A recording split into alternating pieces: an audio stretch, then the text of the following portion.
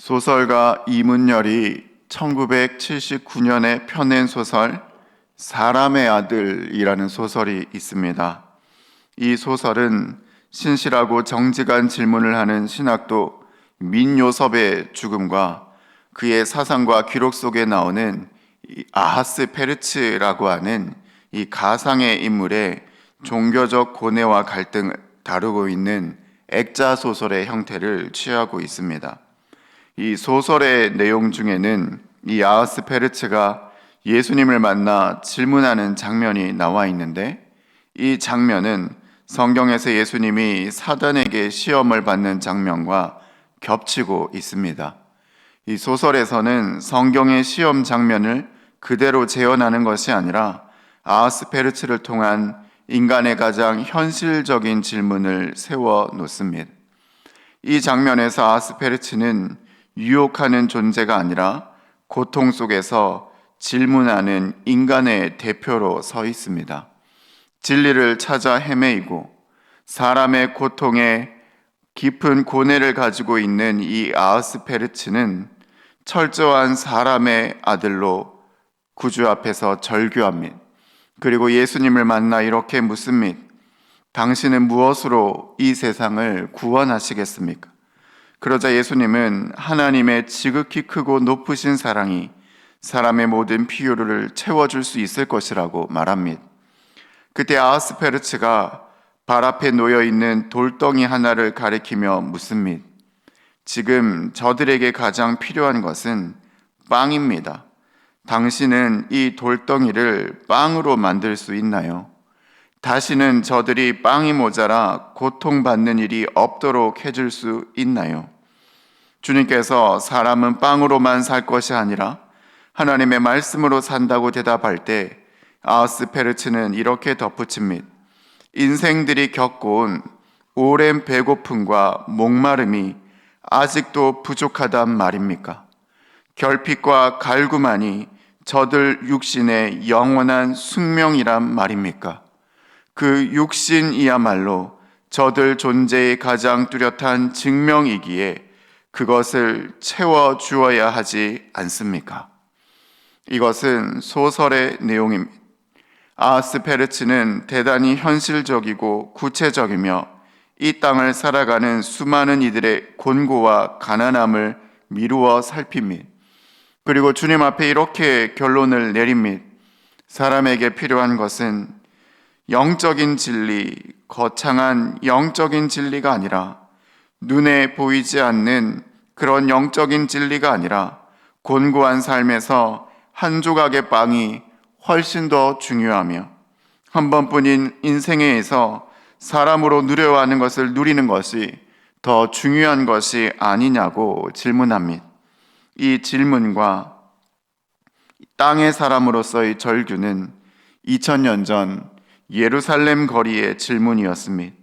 그리고 동시에 오늘을 살아가는 우리들의 원함과 질문이기도 합니다. 우리는 오늘 본문의 배경이 되는 1세기 유다 팔레스타인 지역의 고난받는 사람들의 삶을 한번 생각해 볼 필요가 있습니다.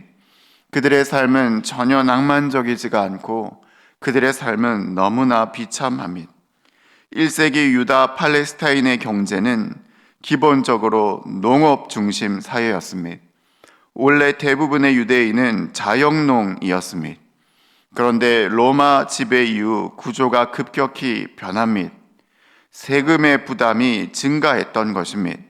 그리고 이 세금을 내지 못했던 사람들은 빚이 생기게 되고 결국은 토지를 저당 잡히고 그리고 토지가 상실되면서 자영농이 소장농으로 그리고 일용직 노동자로 전락하게 됩니다. 그래서 이때 땅을 잃은 농민들이 대량으로 발생하게 됩니다. 당시 유대인들은 하나의 세금만 내는 것이 아니었습니다. 먼저 로마 제국의 토지세, 인두세, 무역세와 같은 세금을 내고 헤롯 왕가의 건축이나 왕실 유지를 위한 세금을 내고 마지막 종교세로 성전세나 11조 등을 내야 됐습니다. 이러한 삼중 과세 구조는 학자들에 따라서는 가정이나 한 사람의 생산량의 50% 이상이 세금으로 소모되었다는 주장도 있습니다. 이러한 구조는 생존 자체가 어려운 구조이고 대량의 빈민들이 양산해낼 수밖에 없는 구조인 것입니다. 성경을 보면 예수님의 비유에 품꾼들이 자주 등장합니다. 이러한 품꾼들, 하루 벌어 하루 먹고 사는 하층민의 사람들, 고용이 불확실하고 일하지 않으면 먹을 수도 없는 가난한 이들이 당시에 넘쳐났습니다. 이것은 단순한 개인의 문제가 아니라 사회 구조 속에 밀려난 계층이었던 것입니다. 이러한 사회 경제적 구조는 단순한 가난을 넘어섭니다. 이들에게는 미래가 없고 앞으로 더 삶에 나아질 가능성도 없습니다. 사회의 구조와 억압과 더불어 절망과 분노가 유대 팔레스타인에 가득했습니다. 그리고 이러한 가운데 그들 가운데 들불처럼 퍼지고 있는 것은 메시아 대망 사상이었습니다. 우리의 현실은 이렇게 연약하고 우리의 현실은 이렇게 가난과 고난 중한 극심한 아픔 속에 있지만 하나님께서 구약을 통해 약속하시고 예언하셨던 그 메시아, 그 메시아가 이 땅에 오시면 우리는 로마의 압제로부터 해방될 것이며 그는 우리에게 빵을 먹이실 것이며 그는 우리를 구원하고 해방하여 주실 것이다 라고 하는 메시아 대망 사상, 희망이 유다 팔레스타인 안에 넘실거리고 있었습니다. 그리고 바로 이러한 때에 갈릴리 나사렛 시골 출신의 예수님께서 공생의 사역을 시작하십니다. 예수님은 3년 사이에 유대 땅 전역을 뒤흔들 만큼 유명 인사가 되었습니다. 예수님은 병자를 고치시고 귀신을 쫓아내시고 무엇보다 사람들을 먹이시는 권능을 베푸셨습니다. 예수님은 당시의 불의한 종교적, 정치적 지도자들을 비난하셨고 약하고 소외된 사람들에 대한 사랑이 가득하셨습니다. 사람들은 확신했습니다. 이분이 성경에 예언하신 바로 그 메시아라고 말입니다. 그리고 이러한 확신의 물결은 점점 더 높아져 갔습니다. 요한복음에 따르면 이러한 확신에 군중에 불을 지피신 사건은 바로 나사로 사건입니다. 나사로를 살리신 후에 예수님께서 하신 일을 본 많은 유대인들이 예수님을 믿었습니다. 12장 9절을 보면 유대인의 큰 무리가 예수께서 베다니에 계신 줄 알고 왔다라고 기록하고 있습니다. 베다니는 예루살렘에서 약 2, 3km 떨어진 지역이고 걸어서 3, 40분 걸리는 거리입니다. 예루살렘 바로 옆에 예수님을 메시아로 모시고자 하는 큰 무리가 새를 키우고 있었던 것입니다. 그리고 유월절이 다가오고 있습니다. 전국에서 유월절 정결 예식을 행하기 위해 사람들이 유월절 전에 미리 예루살렘으로 모이고 있습니다. 예루살렘 곁 베다니에는 큰 무리가 예수님을 왕을 세우기 위해 모이고 있고 전국에 있는 많은 사람들도 예루살렘으로 모이고 있습니다. 사람들 가운데 기대가 넘쳐납니다. 예수님이 나타나셨다는 것입니다. 12장 12절에 따르면 이튿날, 즉 유월절 닷새 전에 큰 무리가 예수께서 예루살렘으로 오신다는 소식을 듣고 종려나무 가지를 가지고 예수님을 맞으러 나아갑니다. 종려가지를 흔든다라는 것 자체가 가지는 강력한 함의가 있습니다. 그것은 주전 164년 유다 마카비가 이방인 침략자들을 격퇴하고 성전을 정화했을 때 그를 환영하던 인파들이 바로 이 종려나무 가지를 베어 흔들며 경축하고 이 도성에 입성했던 것입니다. 그들은 군사와 무력으로 헬라의 셀류투스 왕조를 물리쳤던 유다 마카비와 같은 강력한 정치 지도자를 기리는 그 행렬로서 예수님을 맞이하고 있었던 것입니다. 그들이 외쳤던 호산나 찬송하리로다. 주의 이름으로 오시는 이 곧 이스라엘의 왕이시여 라는 말의 의미는 명확했습니다. 예수님, 그분은 왕이신데 이스라엘의 왕입니다. 우리 민족의 왕입니다. 우리 민족을 로마의 침입에서 구원하실 그런 정치적인 메시아인 및 신적인 지혜와 권능을 가지신 능력을 가지신 왕, 병자를 고치고 귀신을 쫓아내시고 배고픈 자를 먹이시고 결국은 죽은 자까지 살리신 나사렛 예수는 이런 일을 하기에 충분한 분이니 우리가 이제 이 예수를 이스라엘의 왕으로 우리의 정치적인 메시아로 삼겠다. 바로 이가 이스라엘의 왕이시다라고 그들은 크게 외치며 환호하고 있었던 것입니다. 가난하고 궁핍한 그들의 삶의 자리 가운데 그들은 예수님을 구주로 믿은 것이 아니라 이 땅의 사람들의 연약한 현신들을 위해서, 자신들을 위해서 이스라엘의 왕이신 예수님이 필요했던 것입니다. 그래서 2000년 전 종려주일 예수님께서 올라가시던 예루살렘은 역설과 아이러니의 시공간입니다. 예수님을 환호하는 군중들 그리고 제자들에 이르기까지 그들은 같은 공간을 점유하고 같은 시간 안에 있었지만 전혀 다른 길을 꿈꾸고 전혀 다른 길을 걷고 있었습니다. 먼저 예수님이 걸으신 길은 그들이 바라는 유다 마카비와 같은 정치적 메시아, 지배와 전쟁의 왕이 아니셨습니다. 예수님께서는 이미 요한복음 6장에서 5,000명을 먹이신 이후에 사람들이 이 표적을 두고 말하되 이는 참으로 세상에 오실 그 선지자라 하며 자기를 억지로 붙들어 임금으로 삼으려는 줄 아시고 다시 혼자 산으로 떠나셨습니다. 그리고 지금 내가 배부를 수 있는 떡을 달라고 요청하는 이들에게 구주께서는 말씀하시기를 나는 생명의 떡이니 내게 오는 자는 결코 줄이지 아니할 터이요 나를 믿는 자는 영원히 목마르지 아니하리라 라고 말씀하셨습니다. 주님은 물론 이 땅의 곤고한 사람들의 현실을 외면치는 않으셨습니다. 그들을 긍휼히 여기시고 친히 일용할 양식을 먹여주셨습니다.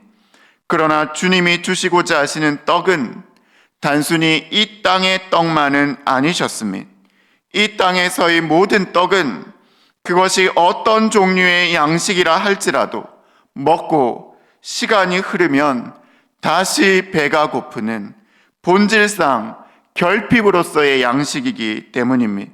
주님이 그들에게 주시기를 원하셨던 것은 이 땅에서의 떡만이 아니라 영원한 생명의 떡, 하나님의 영원한 생명을 그들에게 주셔서 그들이 닥치고 있는 잠깐의 문제가 아니라 그들의 영원한 문제를 해결해 주기 원하셨던 것입니다.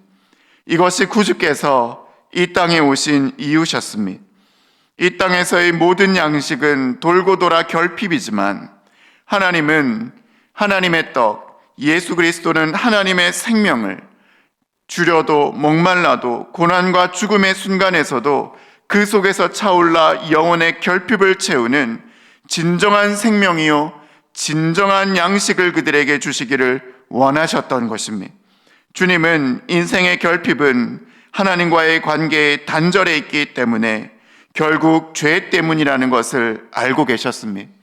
이 죄의 문제, 하나님과의 단절의 문제를 해결하시기 위해 그리고 모든 믿는 자들에게 참된 생명과 양식이 되시기 위해 구주께서는 이 땅에 오셨고 사람들의 기대와는 달리 예수님께서는 지금 이 생명과 영원의 구원, 그것을 이루시는 십자가의 길을 걸어가고 계시는 것입니다.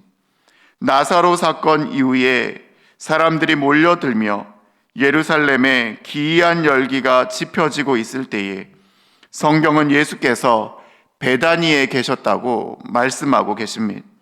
그리고 베다니에서는 예수님을 향한 잔치가 열렸는데 마르다는 일을 하고 나사로는 예수님과 함께 앉았습니다. 그리고 마리아가 지극히 비싼 향유 곧 순전한 나드 한 근을 가져다가 예수의 발에 붓고 자기 머리털로 예수님의 발을 닦았습니다. 이를 비난하는 가룟 유다를 향하여 예수님은 이렇게 말씀하십니다. 그를 가만두어 나의 장래할 날을 위하여 그것을 간직하게 하라. 나는 너희와 항상 있지 아니하리라. 예수님은 예루살렘에 입성하시기 전 이전에 이미 죽음을 준비하고 계셨던 것입니다. 예수님은 예루살렘에 올라가실 것입니다. 왕으로 올라가실 것입니다. 그러나 예수님이 왕으로 올라가시는 길은 지배와 굴림의 왕이 아니라 십자가의 왕, 죽기 위하여 올라가는 왕, 하나님의 아들 어린 양으로서의 왕의 길을 주님은 이미 준비하고 계셨던 것입니다. 군중들은 예수님을 임금으로 왕으로 삼기 위하여 종려나무 가지를 꺾었지만 예수님은 죽기 위하여 그곳으로 올라가고 계십니다. 예수님은 나귀를 타고 가고 계시며 스가랴의 예언을 이루셨습니다. 예수님은 왕이십니다. 그러나 그 왕은 소유와 군대와 지배로 이루어지는 왕이 아닙니다. 예수님은 섬김과 헌신과 낮아짐과 그리고 십자가의 죽음으로 왕이 되셨습니다. 그 왕은 잠깐 있다가 사라지는 이 세상의 왕이 아니라 죽었다 살아나심으로 영원히 우리의 왕이 되어 이 땅을 평화로 통치하시는 진정한 왕 되심을 2000년 전 이날 예루살렘에서 보여주시며 예수님은 이 십자가의 길을 올라가고 계시는 것입니다. 같은 예루살렘이지만 전혀 다른 길. 그래서 그날의 예루살렘은 역설과 아이러니였습니다. 2000년 전 예루살렘, 그곳과 그 시간은 군중들의 왕과 예수님의 왕, 군중들의 길과 예수님의 길, 이 강렬한 대비가 엄정하게 드러나는 시공간입니다. 가난과 고난과 결핍에 목마른 사람들, 표적을 구하며 우리의 필요를 채워주기 위해 간절히 바라며 그 이스라엘의 왕을 환호하는 사람들의 환호와 죽기 위하여 이 땅에 오셨고 자신의 죽음을 미리 알리셨으며 죽음으로 구원의 길을 완성하기 위하여 나귀를 타고 올라가시는 예수님의 길이 선명하게 구별되는 시공간입니다. 이 역설과 아이러니 앞에서 우리는 오늘 우리의 예배의 현장과 우리의 신앙의 현장을 돌아볼 수 있어야 하는 것입니다. 동상이몽이라는 말은 같은 침상에서 다른 꿈을 꾼다는 것입니다. 사람들이 다 다른 꿈을 꿀 수 있지만 중요한 것은 같은 침상이라는 것입니다. 같은 공간에 있어도 같은 사건을 경험해도 같은 말을 해도 다른 꿈을 꾸기도 한다는 것입니다. 많은 사람들은 하나님을 예배합니다. 예수 그리스도를 믿습니다. 공간상 시간상으로는 예수님과 함께 있는 것 같습니다. 경건의 형식과 경건의 모양은 예수님과 같은 곳에 있는 것 같습니다. 마치 그날의 예루살렘처럼 말입니다. 그러나 그들의 호산나와 그리스도의 호산나가 다릅니다. 그들의 종려가지는 그리스도의 왕되심과 다릅니다. 유대인들과 예수님의 왕이 다릅니다. 군중들의 이스라엘의 왕과 예수님의 이스라엘의 왕이 다릅니다. 같은 공간에 있지만 다른 꿈을 꾸는 것입니다. 오늘을 살아가는 많은 신앙인들의 자리가 2000년 전 종려주일에 예루살렘과 같은 공간이요 같은 시간이 아닌지 우리는 묵상해 볼 수 있어야 합니다. 오늘을 살아가는 많은 신앙인들도 그리스도와 십자가와 동상이몽하고 있는 것처럼 보입니다. 주님은 십자가를 지시는데 우리는 영광의 예루살렘을 환호합니다. 주님은 낮아지고 겸손의 본을 보이시는데 우리는 끊임없이 높아지고 지배하고 다스리며 자아를 확장하고자 합니다. 주님은 십자가의 어린 양이 되어 우리의 옛사람의 죽음을 말씀하시는데 우리는 끊임없이 살고자 하며 더 살아서 쾌락과 정욕과 탐심을 이루고자 하는 마음이 너무나 큽니다. 신앙인과 그리스도인의 동상이몽, 오늘을 살아가는 종려주의를 맞이하는 우리들의 예루살렘의 모습은 아닙니까? 앞서 언급한 이문열의 소설에서 신학생이었던 민요섭이 대립했던 판자촌 지역의 한 목사가 있습니다. 그와 목사가 대립했고 그의 설교 시간에 민요섭이 그와 언쟁하며 그의 멱살을 잡고 비위를 폭로했습니다. 소설 속의 그 목사는 1970년대 변두리 판자촌에 30인용 군대 천막 하나만 달랑 들고 들어와 교회를 지었습니다. 그 전에도 교회를 둘이나 그렇게 세웠다고 합니다. 교회당을 늘리는 것이, 크고 화려한 예배당을 짓는 것이 하나님의 충실한 종이 되는 길이라면 그는 충실한 종이 분명했습니다. 그러나 그는 이전에 지었고 새로 지은 모든 교회의 건물과 부지를 자신의 이름으로 등기합니다. 그것이 불가능한 일인데 몇몇 교육자들을 매수해서 몰래 그 일을 실행합니다. 그리고 그 전에 있던 모든 교회와 자산과 건물들도 자신이나 부인의 명의로 등기합니다. 그리고 그 교회에는 고용한 목사들에게 맡기고 자신은 천막 하나만 둘러매고 다른 교회 개척을 시작한 것입니다. 그리고 이전 교회에서는 새 교회 설립에 쓴다는 명목으로 겨우 생활비와 관리 유지비만 남기고 모든 헌금을 다 가지고 자신이 가집니다. 그리고 새로 개척한 교회에서도 모든 헌금을 다 자신이 가지고 당당하게 헌금을 강요합니다. 가난한 판자촌이다 보니 배운 것도 없고 잘 모르는 교인들은 정성을 다해 교회 세우는 일을 도웁니다. 하루 벌어먹고 사는 사람들은 일주일에 한 번쯤은 야산 비탈을 깎아 교회 부지를 다듬는데 품삯을 받지 않고 일했습니다. 심지어는 주일에도 일했습니다.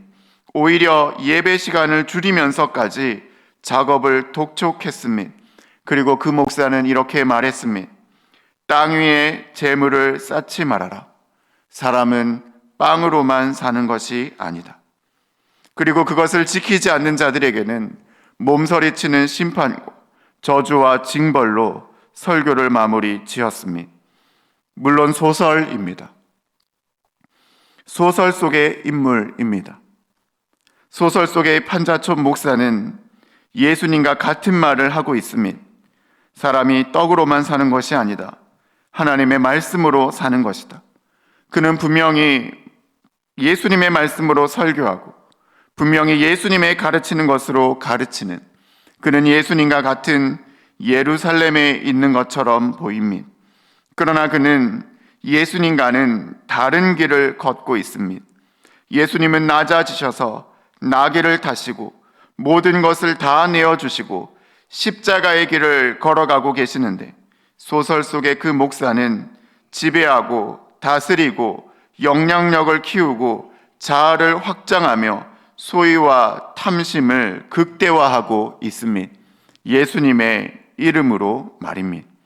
비단 이것이 1970년대 소설 속의 이야기만이겠습니다.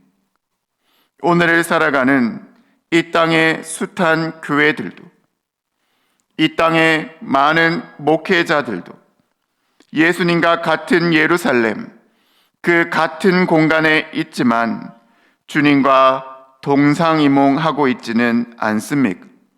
주님의 몸된 교회를 자신의 소유물로 여기고 지배하고 자아를 확장하며 교회와 신앙의 현장을 자아실현과 자기 치부의 수단으로 삼고 있는 숱한 이들이 지금도 여전히 보이지 않습니까? 부끄러운 줄 모르고 예수의 이름을 들먹거리는 이들의 화려한 설교와 매끄러운 언어들이 있을지 몰라도 그들은 예수님과 동상이몽하는 자들일 뿐입니다. 그러나 이러한 처절한 탄식이 어찌 밖으로만 향하겠습니까? 결국 예수님과 동상이몽하며 주님과 다른 꿈을 꾸고 있는 것은 남들을 탓하기 전에 내가 아닙니까? 나도 입술로는 주님과 같은 곳에 있는 듯하나 마음으로는 주님과 다른 곳에 머물러 살아가는 연약하고 어리석은 자는 아닙니까? 주님의 관심과 주님의 삶과 십자가에는 전혀 관심이 없고 오히려 나의 만족과 나의 유익과 나의 자존심과 자아의 확장에만 관심을 두고 있는 우리들은 2000년 전 예루살렘에서 그리스도를 이스라엘의 왕이시여라고 환호하고 있는 무리 중에 한 사람이 아닙니까? 호산나 우리를 구원하소서, 주의 이름으로 오시는 이 곧 이스라엘의 왕이시여 외치고 있는 우리들의 왕은 겸손의 왕이십니까? 십자가의 왕이십니까? 우리를 위하여 자기 목숨을 내어주신 자기 부인의 길을 걷고 있는 우리 구주 예수님이십니까? 아니면 내 필요를 채워주시는 나의 왕, 내 필요가 왕이 되어 필요가 왕 노릇하고 내가 왕 노릇하고 있는 것은 아닙니까? 오늘은 종려주일입니다. 2000년 전 예루살렘에 있었던 그 역설과 아이러니를 지나치게 선악구조로 이분하거나 단순화할 수는 없을 것입니다. 왜냐하면 당시 유대 팔레스타인의 지배구조와 가난과 고통과 절망은 현실이었기 때문입니다. 우리에게도 가난과 궁핍과 물질의 문제는 현실입니다. 사회 안에서의 대립과 갈등과 부조리도 여전히 남아 있습니다. 우리는 이 땅의 문제, 삶의 문제를 이 앞에서 초라해 질 수밖에 없습니다. 주님, 제발 이 땅의 문제를 해결해 주십시오. 우리는 결국 이 땅에 발 딛고 사는 초라한 존재들일 뿐입니다. 그러나 문제는 지배와 정복, 군림과 정복으로 다스려지는 이 이스라엘의 왕으로는 해결될 수 없는 문제입니다.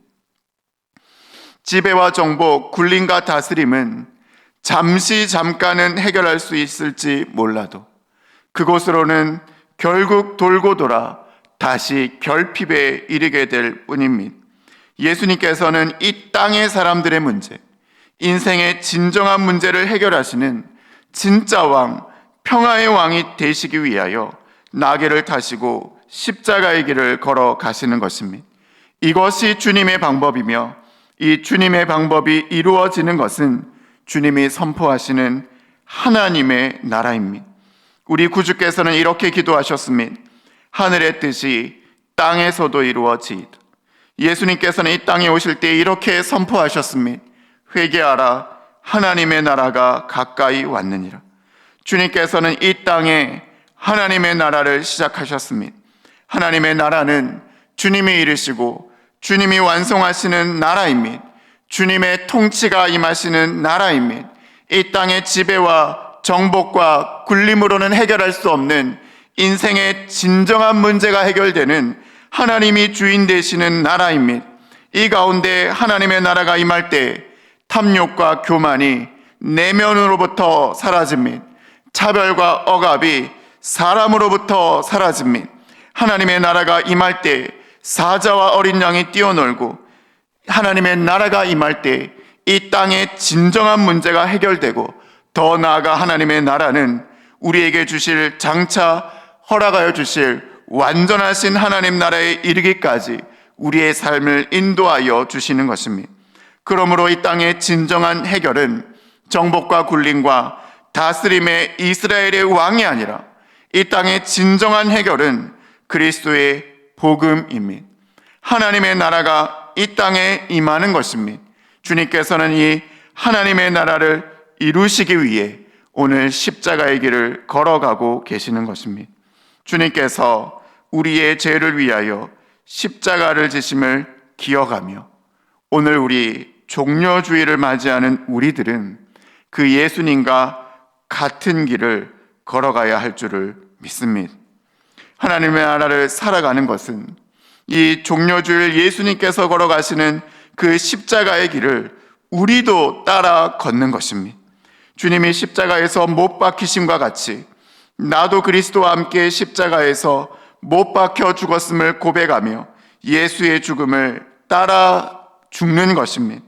예수님의 죽음이 없으면 예수님의 부활이 없듯 하나님의 나라는 믿는 자들의 옛사람의 죽음에서 시작됩니다.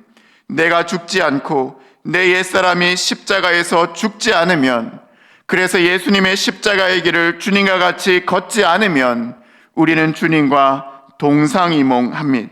주님과 다른 길을 걸어갑니다.